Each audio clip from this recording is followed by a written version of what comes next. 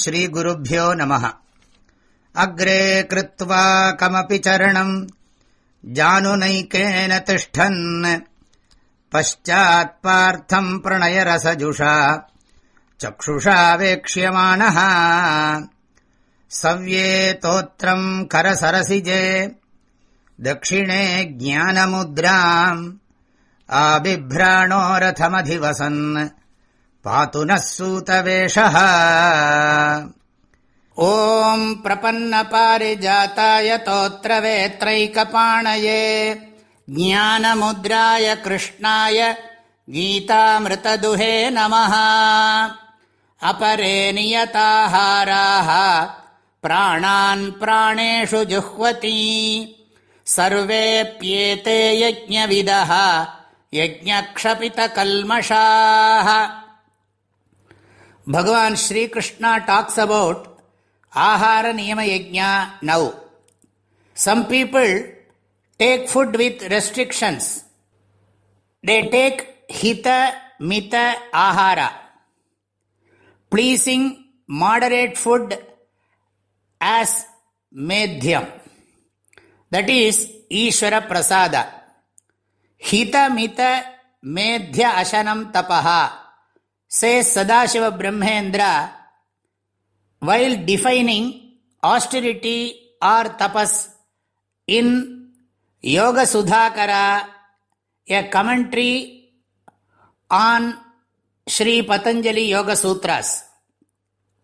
Hitam is that which does good to our body and mind. Mitam means taking moderate food. Dau bhagau purayed annam toyena ekam prapurayet marutasya pracharartham chaturtham avasheshayet, says Ayurveda Shastra. Half the stomach should be filled with food. Dau bhagau purayed annam. A quarter with water and a quarter should be left for movement of air. Marutasya pracharartham toyena ekam prapurayet. A quarter with water. Marutasya pracharartham chaturtham avasheshayet.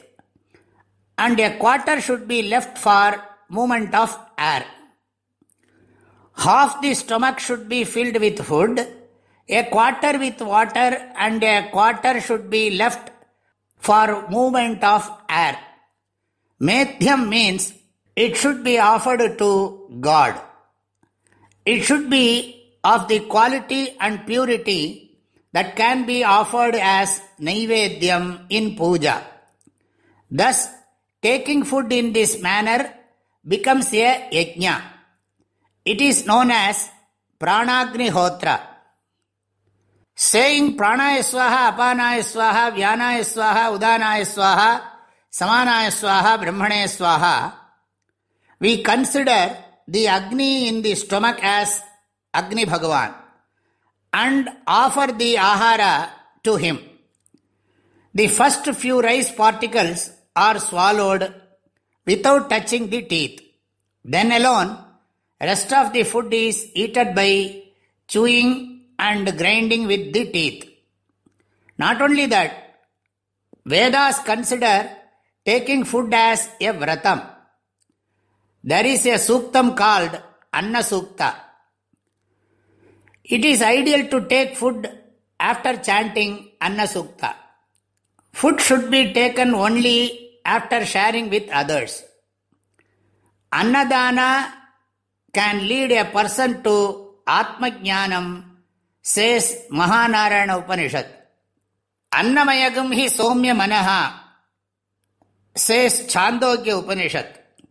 The mind gets purified by annam. There is connection between the food that we eat, our mind and prana. Pranam anne pratishtitam, sharire prana pratishthitaha. There are so many portions in Veda which talk about this anna, annada, pratishtha, pratisthita, upasana, especially in Taittiriya Upanishad, Bhriguvalli. Thus, taking food itself is considered as a yajna. Pranan praneshu juhvati. Irregular breathing is offered in proper, regular breathing, thus gaining control. If food intake is regularized, the prana inside the body also gets regularized.